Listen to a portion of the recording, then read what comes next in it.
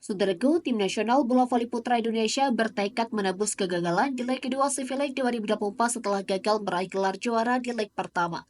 Dukungan moral dari supporter semakin kuat karena Indonesia menjadi tuan rumah pada pertandingan yang berlangsung hari Jumat 23 Agustus hingga Minggu 25 Agustus di GOR UNY Yogyakarta.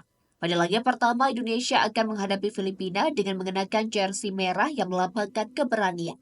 Meski Filipina tidak diunggulkan, mereka tetap membawa perlawanan yang tangguh. Terbukti dari pertandingan sebelumnya yang berlangsung 4 set dengan kemenangan Indonesia 3-1.